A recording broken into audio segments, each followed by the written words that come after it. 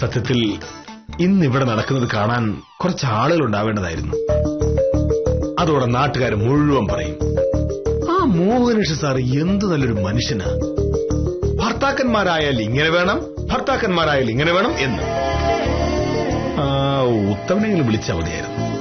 സാരല്ല, തൽക്കാലം ഇതിങ്ങനെ നടക്കട്ടെ. കാര്യങ്ങളൊക്കെ പിന്നീട് ഉത്തമനോട് പറയാമല്ലോ. ഞാനിവിടെ ഉണ്ട്, നീ വാ പാപ്പേ. ഇങ്ങോട്ട് വാ, എനിക്കൊരു കാര്യം പറയാനുണ്ട്. എനിക്കും ഒരു കാര്യം പറയാനുണ്ട്, നീ ഇങ്ങോട്ട് വാ. അത് ശരിയാവില്ല, എനിക്ക് പറയാനുള്ളത് ഇവിടെ വെച്ച് പറയേണ്ട കാര്യമോ? ഒരു നല്ല കാര്യത്തിന് വിളിക്കുമ്പോൾ അവളുടെ ഒരു വാശി. ഇതിനടിയിരിക്കട്ടെ. എന്താ ഭാവേ? വരുന്നു.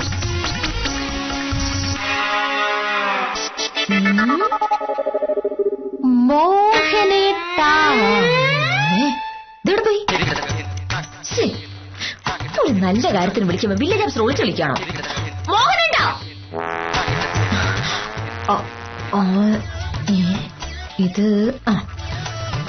ഇതിവിടെ ഇരിക്കട്ടെ. ഞാനിവിടെയുണ്ട് മോഹനേട്ടാ, ഇതാ വരുന്നു.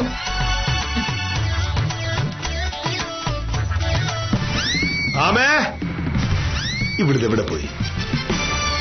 ആമേ, രാവിലെ ഒരു കാര്യത്തിന് വിളിക്കുമ്പോ വരാതെ നീ ഇതെവിടെ പോയിരിക്ക? ആമേ,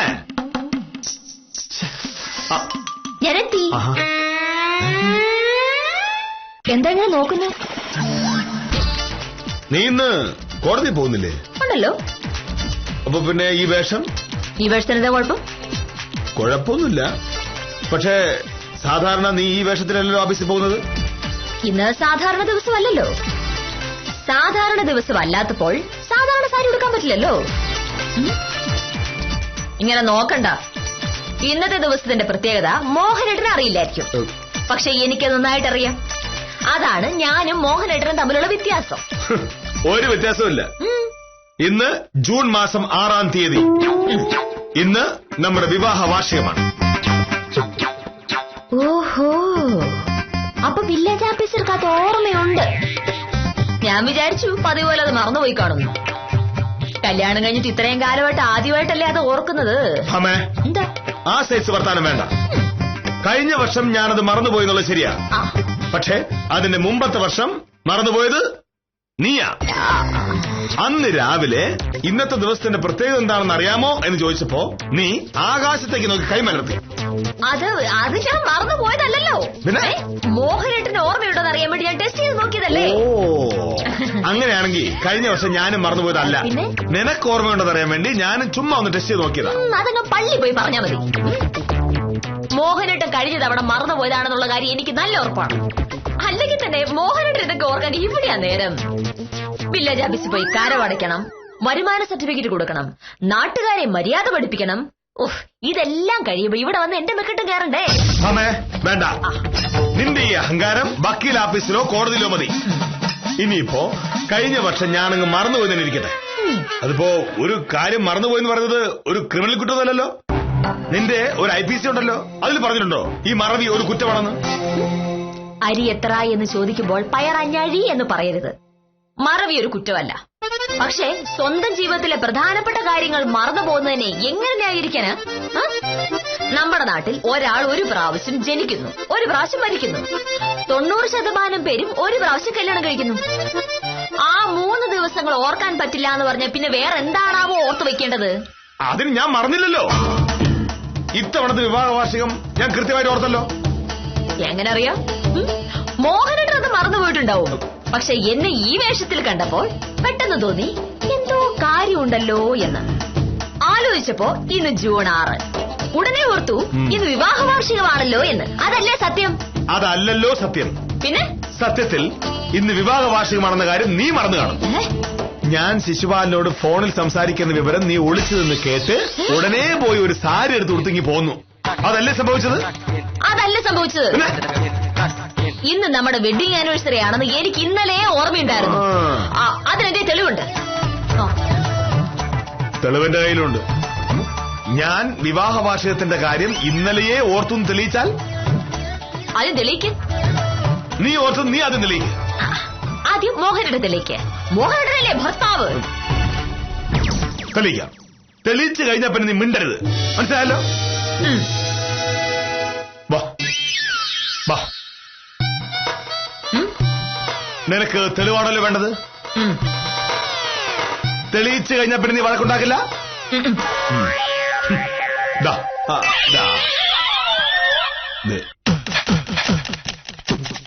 ഇവിടുന്ന് കവറോടെ ഇവിടെ കവർ എവിടെന്ന്? ഞാൻ ഇവിടെ ഒരു കവർ വെച്ചിരുന്നു, അത് എവിടെന്ന്? അവിടെ വെച്ചിട്ടുണ്ടെങ്കിൽ അവിടെ കാണും. ഞാൻ ഇവിടെ വെച്ചതാ. സത്യം പറ പാമേ, നീ ഇത് എടുത്തില്ലേ? ഞാനും എടുത്തില്ല. എന്തിനാ മോഹനേട്ടൻ ഈ വേഷം കെട്ട്? മോഹനേട്ടൻ അവിടെ ഒരു കവറും വെച്ചിട്ടില്ല. വെച്ചു. പിന്നെ നിനക്ക് ഒരു സാരിയും ബ്ലൗസും വാങ്ങിയതാ ഞാൻ. 2400 കൊടുത്തു. കുറച്ചും കൂടെ ഉണ്ടായിരുന്നത് അതെവിടെ പോയി? പിന്നെ അത് അങ്ങോട്ട് പോയി, ആദ്യമായി പോയി കാണും. മതി, ഇനി അഭിനയിക്കണ്ട. മോഹനേട്ടൻ ഇങ്ങനെ പല നമ്പർ ഓർക്കുന്ന എനിക്കറിയാലോ. പക്ഷേ ഈ ഞാൻ അങ്ങനെ ആളുകളെ പറ്റി ശീലിച്ചിട്ടില്ല. മോഹനേട്ടന് വേണ്ടി വിവാഹ വാർഷികം പ്രമാണിച്ച് ഞാൻ 1300 രൂപ കൊടുത്ത് വാങ്ങിയ ഷർട്ടും മുണ്ടും ഇവിടെ വെച്ചിരുന്ന കവർ അവിടെ. എന്ത് കവറ്? അല്ല, ഞാനൊരു കാര്യം പറഞ്ഞപ്പോ നീ അത് തന്നെ തിരിച്ചു പറയുന്നു. ഇങ്ങോട്ടോ, ഇപ്പൊ നീ ഒരു കാര്യം മനസ്സിലായി. ഞാൻ ഇവിടെ വെച്ച കവറ് നീ എടുത്തങ്ങ് മാറ്റി. അത് കഴിഞ്ഞിട്ട് നീ ഒരു ഷർട്ട് വാങ്ങിയെന്ന് കഥയുണ്ടാക്കി അഭിനയിക്കുകയാണല്ലേ? അല്ല മോഹനേട്ടാ, സത്യമായിട്ട് ഞാൻ ഷർട്ട് മുണ്ടും വാങ്ങിയതാ. എനിക്ക് നീ വാങ്ങിയ ഷർട്ട് മുണ്ടും വേണ്ട. പക്ഷെ ഞാൻ വാങ്ങിയ സാരിയും ബ്ലൗസും എനിക്ക് ഇപ്പൊ കിട്ടിയേ പറ്റൂ. ഏത് സാരി, ഏത് ബ്ലൗസ്? ഞാൻ കണ്ടിട്ടില്ല മോഹനേട്ടാ. വേണ്ട. എന്താ? ഞാൻ 2400 രൂപ മുടക്കിയതാ. ഞാൻ മുടക്കിയതാണ് 1300 രൂപ. എന്നിട്ട് എവിടെ എന്റെ ഷർട്ട് മുണ്ടും? അത് ചായ കുടിക്കുമ്പോൾ കാണും. വേഷം എടുക്കാൻ സാരി ബ്ലൗസ് എടുക്ക്. എവിടുന്ന് മോഹനേട്ടാ? ഇല്ലാത്ത സാധനം ഉണ്ടാക്കാൻ ഞാനെന്താ മാറ്റിയെല്ലാം പഠിച്ചിട്ടുണ്ടോ? എന്ത്?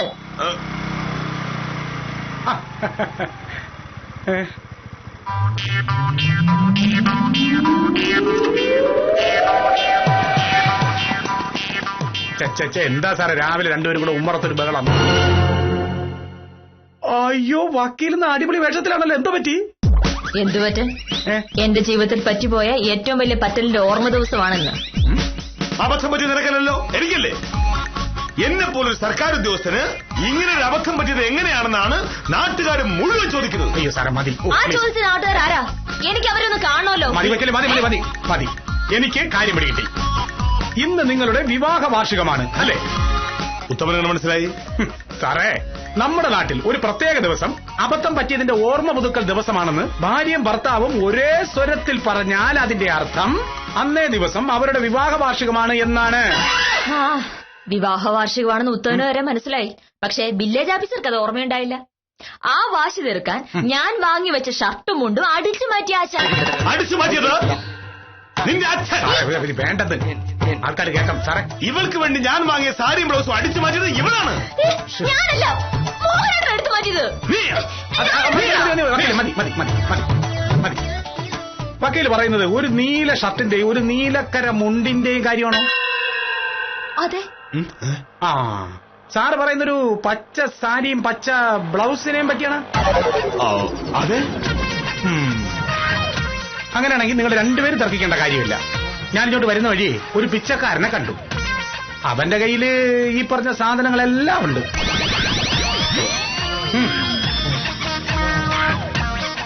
അവന് വഴി കിടന്ന് കിട്ടിയതാണെന്നും ഒരു 500 രൂപ കൊടുത്തു കഴിഞ്ഞാൽ അവനെല്ലാം കൂടെ എനിക്ക് തരാമെന്നും പറഞ്ഞു. സംഭവം നോക്കിയപ്പോ കൊള്ളാന്ന് എനിക്ക് തോന്നിയെങ്കിലും ഈ ഉടമസ്ഥനെങ്ങാനും പിന്നാലെ വന്നാലോ എന്ന് കാര്യം ഞാൻ വാങ്ങിച്ചില്ല.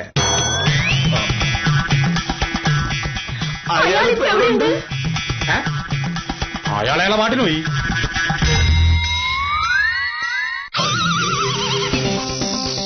ആ പിന്നെ വക്കീലെ, ഞാൻ വന്നത് മറ്റേ ഉറുമീസിന്റെ കേസിന്റെ കാര്യം പറയാനാ. ഉറുമീസിന്റെ പോയാ സാറേ, ഈ വക്കീലിനോടൊന്ന് പറയണേ. ഈ വിവാഹ വാർഷികമായതുകൊണ്ട് സാറ് പറഞ്ഞ വക്കീൽ കേൾക്കും. പോയാ പറയൂല്ലേ? ചേടാ, ഈ ഉറുമീസിനോട് ഞാൻ എന്തോ പറയും?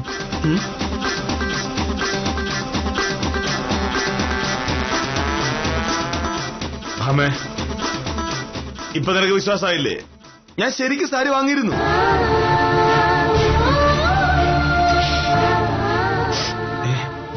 ഇതെന്താ കണ്ണിറങ്ങിയിരിക്കുന്നത്? നീ ഷർട്ടും മുണ്ടും വാങ്ങിയത് എനിക്ക് മനസ്സിലായി. എന്നാലും ഇത്ര ആഗ്രഹിച്ചൊരു സാധനം വാങ്ങിയിട്ട് സാരമില്ല, നീ ഷർട്ടും മുണ്ടും വാങ്ങിയല്ലോ, അത് മതി.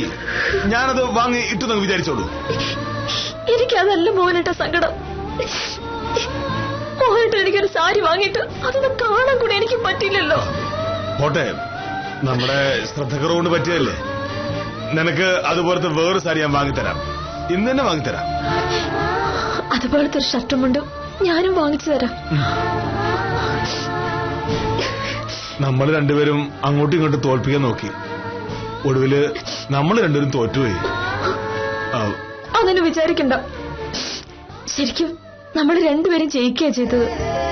നമുക്ക് രണ്ടുപേർക്കും അങ്ങോട്ടും ഇങ്ങോട്ടും ഭയങ്കര ഇഷ്ടമാണെന്ന് ഇപ്പൊ മനസ്സിലായില്ലേ? അതല്ലെങ്കിലും അറിയാലോ. എന്നാലും പിച്ചക്കാരൻ ഒരു ദുഷ്ടം തന്നെയല്ലേ? ഇവിടെ വന്ന് നമ്മൾ വാങ്ങിയ സാരി ഷർട്ടും ഒക്കെ എടുത്തോണ്ട് പോകുന്ന വെച്ചാ സാരമില്ല, അയാള് അത് ആർക്കെങ്കിലും 500 രൂപയ്ക്ക് വിൽക്കും. കിട്ടുന്നവർക്ക് സന്തോഷമാവും. പിച്ചക്കാരൻ നിന്ന് ആ 500 രൂപയ്ക്ക് നല്ല ഭക്ഷണവും കഴിക്കും. അങ്ങനെ വിചാരിക്കല്ലേ?